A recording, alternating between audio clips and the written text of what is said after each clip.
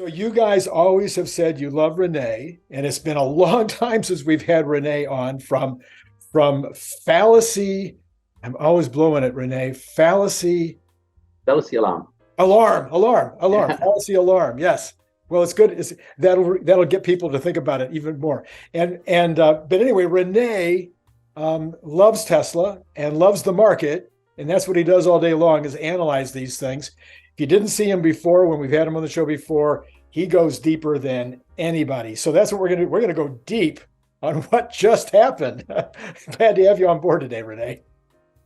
Yeah, thank you, Randy. I'm glad to be back. Thank you for the invitation. All right. So if you like having Rene on, maybe you want to wait till later to push the like button based on what happens in the show. But if you already know you love Rene's action, then push like, put subscribe, put notify. The lineup this weekend is crazy. I got Larry Goldberg coming on tonight. What Larry's going to talk about is we're going to be talking about all week and what Larry saw and how Larry saw the entire week as we do our normal good news Friday night. I know it's hard to think in terms of good news Friday night, but it's true. It's really actually still good news. Well, all right, Rene. When you got done with the earnings report and you quickly reviewed it, were you happy? Yeah, I think it's fair to say that these were decent results. It was a top and bottom line beat, which is nice. It was against quite unambitious expectations, but still the worst fears did not materialize. So that was great. Beyond that, I actually don't think there is that much in this earnings release to move the stock that much. We already knew, for example, about how the price cuts impact the margins from Q1. And there was more of that this quarter, so margins hurt more. I don't think that's a big surprise. So I am actually a bit surprised about the strong reaction in the stock that we've seen over the last day and today also as well. I can imagine that this won't last very long because we also have a big option expiry event today, which probably causes some short-term volatility. And I just believe that markets have digested the whole margin story for 8 months, like this violent trading that we have had since the end of last year. So in my opinion, it should be more like a short-term reaction. I believe that we are in this weird limbo with the stock right now, where markets look past the current issues and they have their eyes on future catalysts. And I mean, you and me, we both are excited about the product launches that are in the pipeline, and also the ramps of product launches that have already happened. And Tesla has the track record in the past that suggests that this will create a lot of value. And I think markets are looking at that and they are kind of forgiving them this weakness in current earnings. So all right. So we had the earnings report. Let's start with the earnings report. And you're saying, okay, the margins was kind of anticipated. I was giving them a lot more credit for some things that I thought were going to happen. It turns out that I was right and wrong. I guesstimated that they were going to have about $200 million in IRA benefit in the cost of goods sold, and I estimated they would have about $200 million in lowered cost of goods because of commodity drop. They confirmed that those two things were true. Unfortunately, even those two things weren't enough to deal with the price cut. So that's where I missed. But anyway, so we're sitting now around 18% margins on the cars. People forget that there is no other car company with 18% margins. So Tesla is still, after dropping from 28 to 18, they still have the highest margins of anybody out there. And they're doing that while they are growing the fastest, right? So Elon made this comment, and I actually made that comment before a note that I published, that it's actually amazing with such a growth rate that they are profitable, right? There are many companies growing that fast, they get a pass on profitability at all. And here's Tesla with pretty decent profitability. Yeah, and at the same time, I think Elon made the point, and he never gets credit for this until later. It takes people 2 weeks to figure out what Elon said in the call. But what he said in the call was, look, we're investing. We're investing in Dojo. We're investing in all the different new product in the car range. We're investing in trucks. We're investing in energy. We're investing in plants. We're investing in equipment. We're investing in R&D, in stuff that's so far out there that nobody even is even thinking about the things that we're thinking about, and we're already investing in those finished products or finished processes and procedures. So so I love the fact that they're investing in the future and still making money. This is quite a deal. Yeah, for sure. And there's, with respect to the EPS and the whole margin story, I actually want to make a broader point about like the cyclicality of Tesla's business. So I'm going to quickly share my screen and show a chart that I the note that I published a couple of days ago. Okay, so you should see now 3 lines here on the chart. Yep. Yeah. Okay. So this is average selling price, ASP, and then cost and gross profit per vehicle for Tesla over the last 4 years. And I think, so we all know this flywheel, the Tesla flywheel is you ramp production, you achieve economies of scale, it enables you to cut prices, that unlocks more demand, and then you can increase production even more and the whole cycle repeats, right? And over time then, both sales price and costs come down. The problem, however, is that this doesn't go that doesn't happen at the same time, right? Sometimes they find like additional demand, and then ASPs can remain elevated while costs still reduce. And then we see like margin expansion that happened in 2021, for example. And then other times, in order to maintain their growth, they have to cut prices in anticipation of cost savings that have not yet happened, and then margins contract. And so from that perspective, a growth story like Tesla becomes then a cyclical company, just like any other cyclical company. It's just that the overall drift is just steeper, right? And we can see that here, that the gray line is the margin, so the gross profit per vehicle. And we know at the lowest level since the second quarter of 2020, which is a bit shocking, to be honest, because that was when the COVID lockdowns were in play, and like the Fremont factory was shut down for weeks. So I think that's something that probably most of us did not anticipate. But then what's typical about a cycle then is it will also shift the other way again. They achieve these economies of scale. The commodity deflation will at some point hit the income statement. They will come out with like the Generation 3 vehicle and so on that will unlock further demand, and then the whole cycle again repeats. So I think we're at this like at a trough right now in this cycle, which depresses the current earnings. But then, I mean, for cyclical companies, at the lowest point of the cycle, the margin, the multiple is the highest, right? Because markets look past that current weakness and then look into the future. And I think that's exactly what's happening right now. And that's why it's kind of a bear trap right now, looking at valuation and claim, oh my God, this is 80 times current earnings. Because I don't believe current earnings are a good value indicator for Tesla. It has most of the history of this company, it has not been the case, but it couldn't be further from the truth right now. And I think that's important. So interesting. Have you spread this out going into quarter 3 and quarter 4? Do you have a projection on this particular graph? I love your graph. I have to put in more work into this. I think I maintained like a sort of an EPS model last year, and I think we all were surprised a little bit with how sharp these price cuts were. And that has caused a lot of uncertainty, and that has made the predictions here very difficult, and then caused this volatility in the stock. So I think I have to put in a bit more work. I see. But I think there are other people on social media right now that track this in great detail, and they claim that it's likely, like if you look at someone like Pierre Ferragu, for example, there are good reasons to believe that margins will improve from here. But even if not, I think the growth story is so compelling, even if margins stay a little bit lower. I also published that a while ago on Apple actually had the highest margins they've ever had in 2012. And since then, over the past 10 years, margins have come down.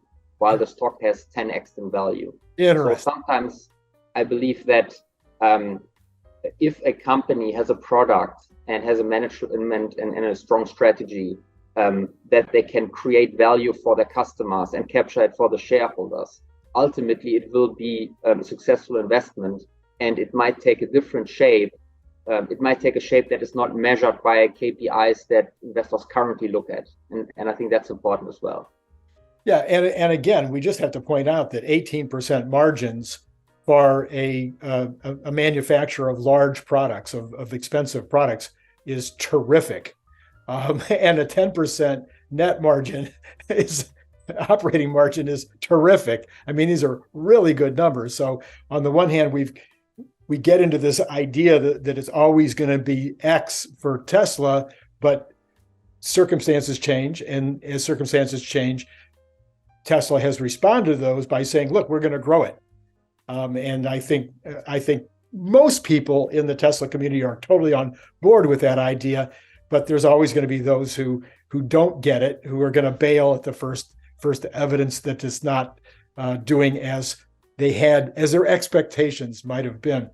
I have a theory that I'm playing around with, I'm probably going to publish tomorrow, that roughly says that we'll have a 1% increase in the cost, the ASP, and a 1% decrease in the cost of goods, giving us just a 2% increase in the cost of goods, of the margin in the next quarter, repeating that in the next quarter, and repeating that in the next quarter. So in other words, as the economy, as the car market improves, as Tesla moves more into the Midwest with their sales, because that's going to happen.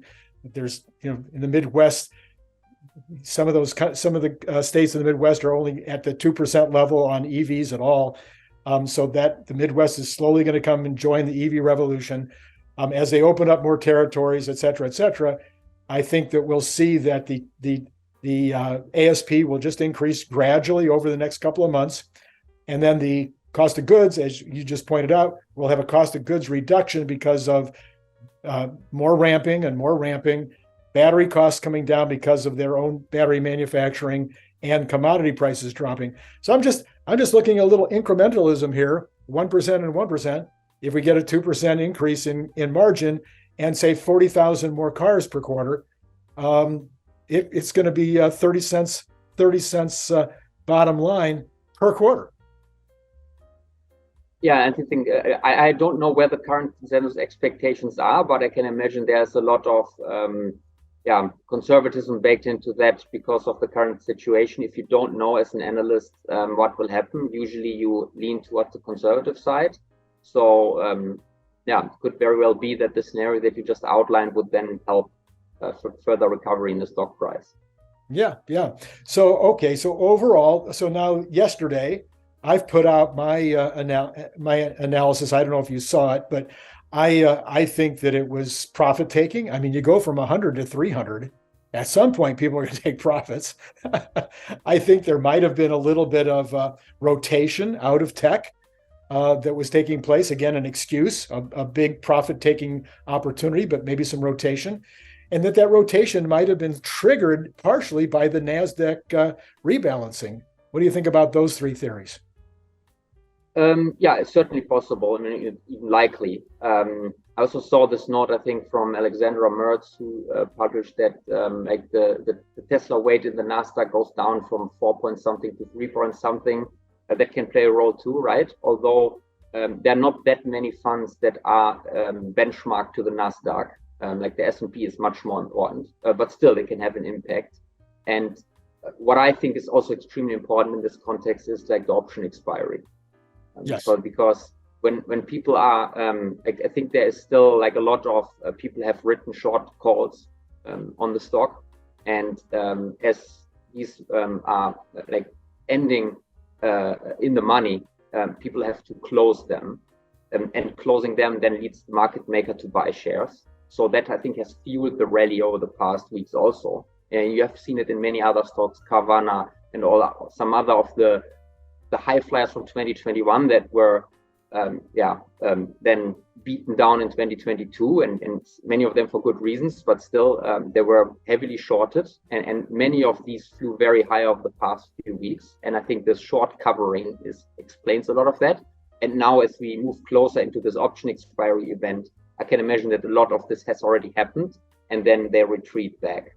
And Tesla obviously is a stock that fits into that category at least somewhat as well. Although thankfully not as much. Yeah. They're number one they've been number one for years in options trading. I mean, they're just like 10%.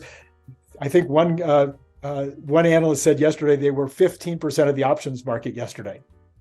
Yeah, and I think they were even higher, like a year at the peak of the whole crazy mania that we had. I think they were like half of the option trading. So, but they're not as heavily shorted as some of these other names. Right. But still, I think the mechanics are similar.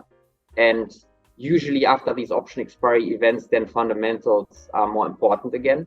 And as I just mentioned, this earnings release is not something that would drop the stock by 10%. No. I think both you and me agree on that. And so what will, in my opinion, drive this further in coming weeks and months is delivery information that trickle in weekly from China and then monthly from other sources. I think markets then anticipate what will be the third quarter delivery number. And then also energy will be important, right? I think once Lathrop is fully ramped, the run rate of the energy business will be 3 times higher than what they just posted in the second quarter. That will be important. The services business becoming actually a pretty decent profit contributor as well. So these things, I think that will be important then for the next quarters. I saw a headline this morning, Rene, that really blew my mind. And apparently the options trading yesterday included a ton of calls for September 400 on Tesla. Now I'm a Leaps player, so I would, I'd be happy to play Tesla 400 for maybe next June. But there was a heavy concentration of calls for 400 in September. Any thoughts on what might be going on there? So when I look at option activity and I try to find signal in there, I usually look at open interest, not into volume, because I don't care that much about how much certain contracts change hands. I care about how much open interest is there, because that informs me about how much leverage is in the system. So for example, if you buy a leap, if you buy like a 400 strike 2025 call, that's effectively buying shares of Tesla on credit. The market maker is your stock custodian, basically, because they buy the shares to hedge themselves because they have a short call now and you have a long call. So they buy the shares. They buy your shares effectively. So they are your custodian. And the theta you pay them every day, like the time decay, that's the interest you pay, right? And the more of that there is, the more leverage there's in the system. And that's dangerous then because it can deflate. And we've seen that in 2022, and it was very painful for all of us. I think that right now in Tesla is not, it doesn't appear to me that there is a lot of leverage in the Tesla option chain or in general in the option chain of equities. That actually encourages me that this can move further. So one important thing that we need to observe, you can look at some of the data, but there's always noise in there. What I like to look is how do stocks act around option expiry events? Because if they drop into option expiry events, that means there's a lot of long calls out there, and they are closed during when the option expires, and that causes then selling pressure.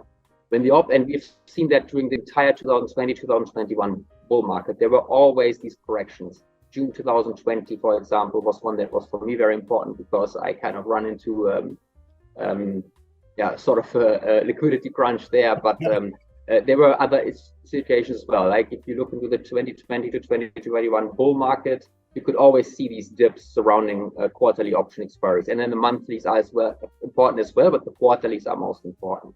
And what we have seen, and Tesla, by the way, you can actually, I posted about that as well. You can see that during that time, Fridays were always the worst days for Tesla for a very long time because Friday's option expires and then long calls were being liquidated. And interestingly, this year in 2023, we've seen the exact opposite. The stock has been the strongest on Fridays. And that suggests there isn't this crazy long call option interest out there. It's actually the opposite. People have been frustrated by this sideways trading or even downwards trading over 2 years. They thought they would double and triple the stock and never happen. That okay, if the stock doesn't rise, at least I will make money by suffering holding it. So I'm going to sell call options. And I think that has become excessive to the point that now every time on Fridays and especially into option expiries, the stock pumps. We've seen that over the past weeks as the stock like blew through like 200s as if it's nothing. Today or like the last day is a bit of an exception, of course, but I think this is something that you need to observe this more over weeks and not like specific days, because in a day anything can happen. Right. And so for me, it's actually encouraging that we pumped into this option expiry event, because it suggests to me that the call buyers are not yet back, and we need them back for the next phase of this bull market. So it's actually for me, if that is true, there's a lot of people buying the September 400 calls right now. That means in the September option expiry event, we'll see a dip, and that will suggest that we are in the next phase. I wouldn't mind that, but I first want to see it, whether it's really what happens. Yeah. So one of the things I mentioned on my video this morning is that there's massive amounts of money on the sideline. I guess the highest, Bank of America is reporting it's the highest amount of cash on the sidelines in history by a lot. I want to say that the number is $5.2 trillion in money market funds right now. They are suggesting that money started to come back in about the middle of June. It was flowing back out again to money markets last week, but they think that was an aberration. In general, they're saying they think money is going to be flooding back into equities as we go into the second leg of the bull. Is that anywhere close to what you're thinking? So the amount of money that's on the sidelines in various pockets, whether it's cash bank accounts, whether it's money market funds, as you pointed out, whether it's the reverse repo facility with the Fed, whether it's in low margin balances, in margin accounts that are much lower than historically, it's so enormous that it will take years to return to levels that were normal, let's say, considered normal over the past 10 years or so. So this is nothing that can just come in again in a week or not. So, right? This will be one of the biggest themes over the next couple of years. I actually believe that this is a bull market, and a bull market doesn't take 6 months. A bull market goes for years. I believe it will be an important driver. For that, we need optimism. We need to see that the economy is holding up well, which it seems to be. We need to see that the Fed finally comes to the realization that 5% Fed funds rate is too high. So that will take away the fears that eventually this will crack certain parts of the financial sector. Once that happens, and we're in the process of that unfolding, there will be optimism, and then it will take years. It will be a constant tailwind, right? I don't know how far it will propel us, but I have very high confidence that this would be a very important force, let's say, for the next 1, 2, 3 years for stock prices. Yeah. So, and then the general car market. So we have this, I'm not sure whether maybe you were one of the first to point this out about the aging of the American fleet. So I know that the cars are built better. You know, we used to think that if a car had 95,000 miles on it, it was time to take it to the junk. You're too young to remember that, but I think you are. Anyway, but I know that I was buying cars for $100 that had 95,000 miles on them, and I'd drive them for 6 months and then junk them. Today, it's nothing for a car to go 160, 200, 250,000 miles. Teslas are designed to go a lot longer than that.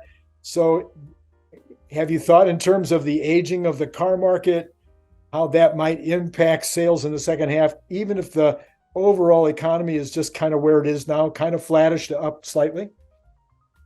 So the average age apparently of the data that I have access to of the US vehicle fleet is like 13 years, maybe 14 years. I don't know, I don't remember the exact number, but it's ridiculously high. It's like I don't see barely any cars out there that are 10 years old, but yeah, 14 years, if that's the hard data, then that's what it is. And I don't think that can be argued with. The cars are just, I mean, they are probably more resilient than in the past, but still, I think if 14 years is a little bit excessive. And I can imagine there are various reasons for that. Maybe like overall economic uncertainty, which makes people postpone a car purchase. Maybe the whole urbanization plays a role, that people do not need the cars that much anymore, and they can just have them for longer because they drive them less. That can play a role, right? We had the whole production shortage over the last couple of years.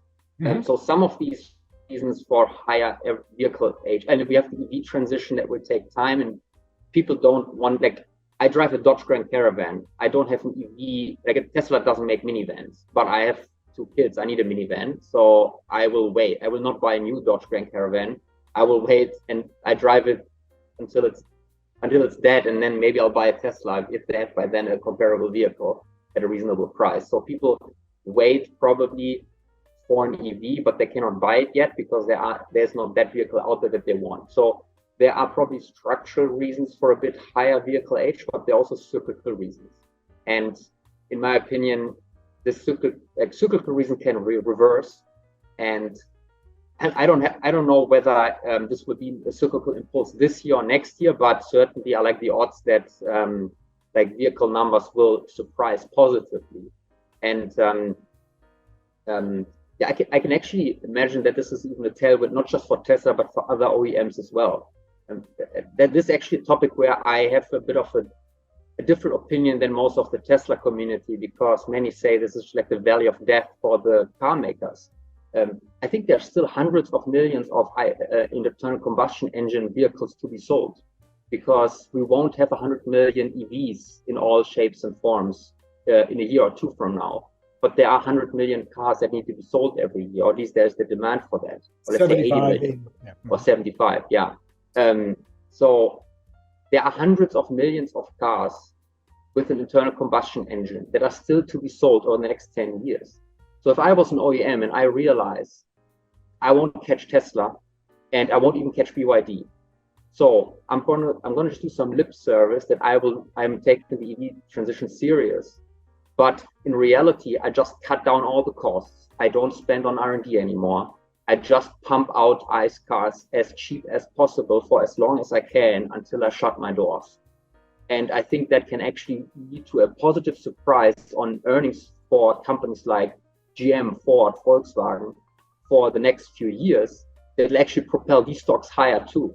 Because the worst that can happen to them is that the EV transition is so expensive to them, and then they fail it, that they lose a lot of money.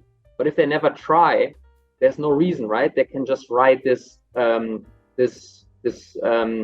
technological obsolescence till the end and make money, right? Like they are trading at like 5 times earnings. So you can see this like a definite live asset. So this is the Sears method.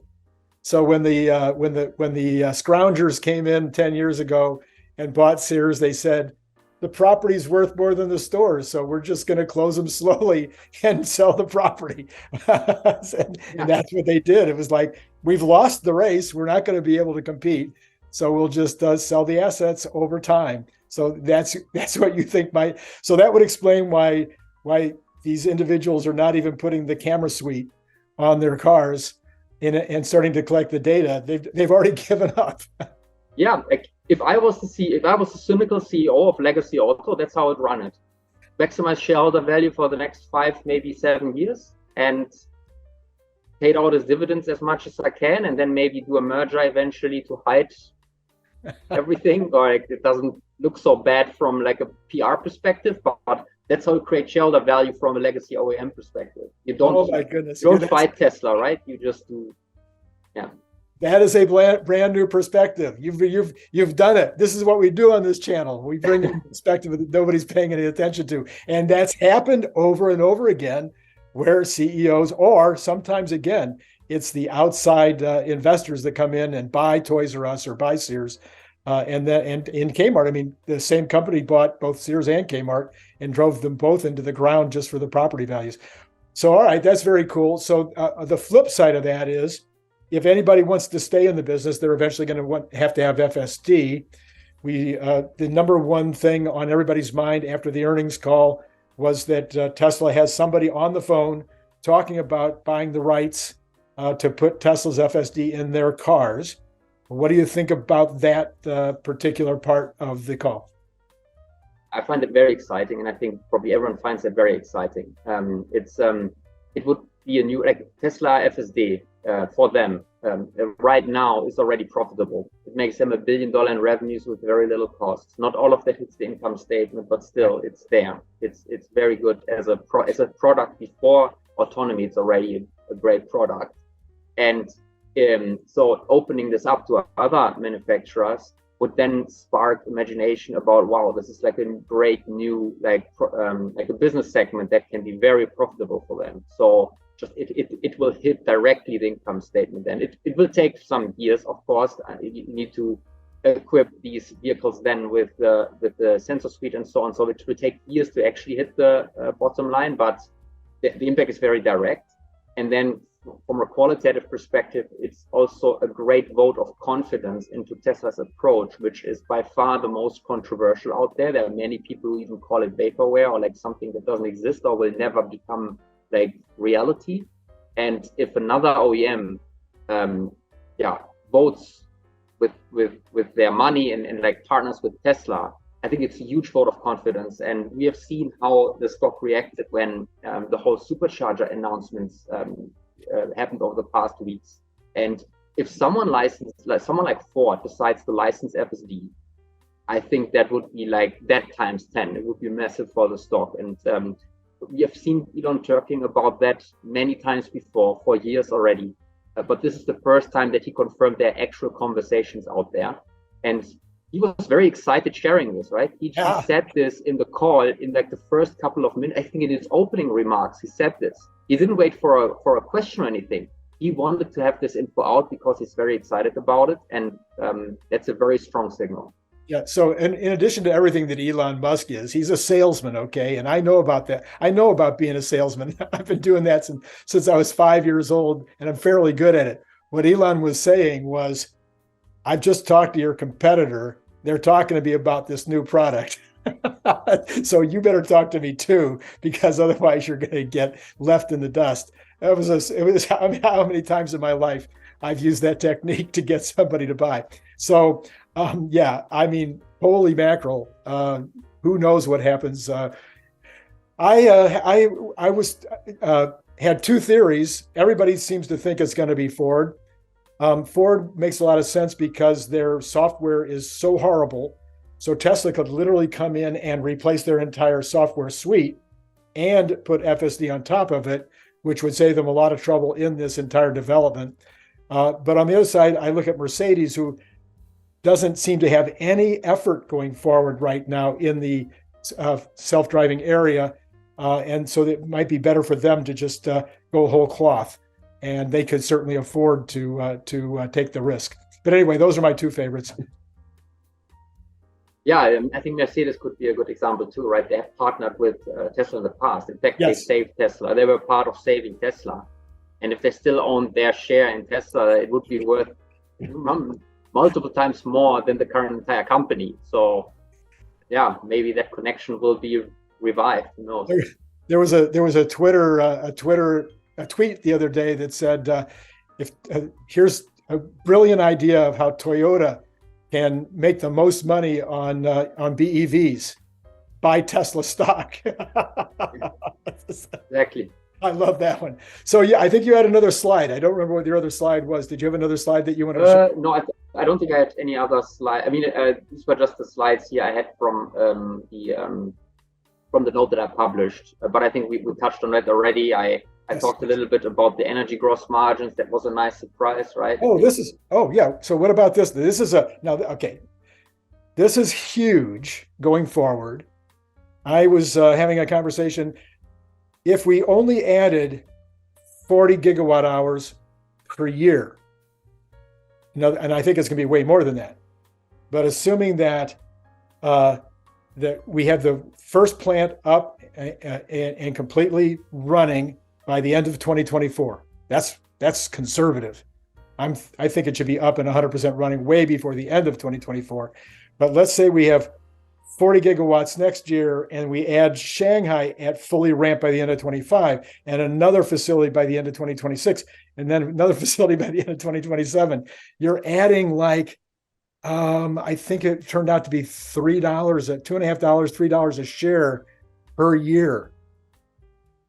Yeah, I think the math is very simple. As you said, 40 gigawatt hours is Lathrop fully ramped, right? Yeah. So that is maybe 15 billion in revenues at 20% margins. That's like 3 billion in income. And then you would tax affect it a little bit, but at 3 billion shares, it's approximately $1. Yeah. And like it's pretty wild if you think about something like Lathrop. What did this factory cost them? Like 300 million, 400 million, and it will make like 10 times that in profit. It's like 1,000% return on investment. I think, is there any company in the world that has such great investment opportunities at their hand? I don't think so, especially at the scale. This is a business, like we have built so many solar panels and windmills on this planet, but in order to really put them to work, we need to figure out how we can store the energy that we don't have to immediately use it, right? We don't want to run a factory just when the wind blows or the sun shines. So we need to figure out storage. And hydro is great for that, but you cannot have so many dams. It's very limited. So battery energy storage has like unlimited potential for the next 10 years. It has the political support. So it's like selling, I don't know, cookies. It's yeah. And they are the leader. Like they have in energy storage, their market share in the US is like 50%. Yeah. And I mean, the margins will be lumpy. These projects are big. It will take time to plan them, to install to produce it, to install it, and they will take time. And I don't know whether they have 18% this quarter. Maybe they have 50% again next quarter and will be disappointed. But ultimately, it will be very, very profitable for them. And then the nice thing is, or well, not the nice thing, but the important thing to note is it's very expensive to ship a container-sized battery pack, right? So you need to build these close to where they are needed, these factories. That's why there are so many of these factories planned, right? So they can build pretty much every year 1 or 2 of these around the world. Pretty much every big country will have its own mega pack factory eventually. And it will be a huge moneymaker for them. And yeah, I mean, currently, like I think they made 1.5 billion. I actually have it in one of my charts. Energy revenues for the quarter were 1.5 billion. When Lathrop is fully ramped, this will be 5 billion. Right? And they can add more. So this will be enormous and it will be profitable. And we just have to wait for it to happen because there is not much risk that's associated with it. And I think that's one of the reasons why the stock won't care that much about, oh my God, the margin is 18 or 17%, because there's so much exciting stuff on the horizon that you don't want to bet against this. And I think that's why the stock will likely continue its performance. Like I would be very surprised if this was just like a couple of months relief and then we head back like into misery. Plus, I believe that this 18% number for this quarter was also offset probably pretty dramatically by losses in solar. So the 18% probably might be closer to 22, 25% in terms of the actual battery storage products, but solar is sucking out some of that margin. So in any case, whatever number we pick, and I made a big deal the other day about the fact that one thing that we pundits have the hardest time knowing is cost of goods sold. Until the accountants tell us, I don't care who you are, you can be the president of the company and have all the numbers in front of you. Until the accountants tell you what cost of goods sold is, you don't know. I'm sure you've run into the same thing. It's like they'll play with that number. I have famously tell a story of one year where I thought my manufacturing company was going to just blow the doors off on profits. I had a 5% higher scrap rate than I was expecting, because my third shift was not putting the scrap back into the machines, and they were selling it. And so one of my biggest customers that year turned out to be the guy I was selling scrap to and didn't even know that it was happening. Oh my God. So until the accountants get done with the numbers, you don't know. There's almost always surprises. And but in the case of energy, they've already told us that aspirationally it's 25 to 30%. Other people have suggested it could be a lot higher because the TAM is so huge. And these utilities are going to make so much money off of it, they could sell it for more. But I don't know, maybe the 25% number is where they've analyzed and feel that that's where it could be comfortable, at least for now, which I don't think anybody would argue with 25% margins on a machine that's $2 million. Yeah. So that's a very good deal. So I know right now, I think you'd like to have people going to your website, right? FallacyAlarm.com. Yeah, FallacyAlarm.com. In case you haven't checked it out, give it a try. I write a lot about Tesla, but not just Tesla. I write about other single stocks. I write about macro research. So lots of different angles there. Every time I have a question that I want to answer, I get into the weeds of it. I write maybe on average 1 email per week. So your inbox won't be cluttered. So check it out. I would love to have more people reading it. Yeah, so you can go to the website and then you can sign up for his email. And like the reason I have him on the show is because there's nobody else that goes as deep into the weeds as Rene does. And but it's great if that's what you want. If you want to really learn how to understand the economy, if you really want to understand the stock market, if you'd like to get to be more knowledgeable about what happens in the options market, if you really want to find out more about what's going on with Tesla, it's not going to be Randy Kirk. I'm not going to be the guy taking you in the weeds. Okay. Yes, Larry might go a little more in the weeds and different directions. And Brian White certainly goes in the weeds in terms of original reporting out there in the field and has a lot of speculation about the numbers and whatnot. But no, for going into the weeds of the understanding of the foundational fundamentals, Rene's your guy. So go to his website at Fallacy Alarms, plural? FallacyAlarm.com. Fallacy Alarm, not plural. You should probably get the URL for plural also. as a marketing guy, I'm telling you should probably have that and have it redirect. Anyway, FallacyAlarm.com. And then sign up for his email.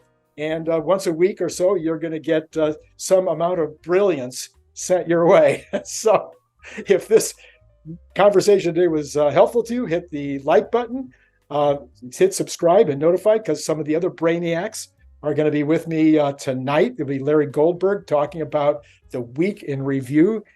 I know you're going to want to know what Larry had to say about what just happened. And then tomorrow and over the weekend, I've got Brian White, and I think I have Brian Wong again. Yes, I know I do. He's going to give his, talk about, this guy is always way out there, and he's got a brand new concept. Rene, you're going to want to watch this one. You're going to like this one. He has got a new concept of a way to think about what Elon has said. Elon has said that Tesla is now an AI company that has a specialization in robotics. And he's taken that concept and he has blown it up. And it's going to be one of the most interesting videos I think I've ever done. So that's it. I think that's all we got, Rene. Thank you for coming on board again today. Thank you so much, Randy. Okay. And for all of you out there, hey, it's been great talking to you. Click the link below to get your paperback, Kindle, or audiobook now.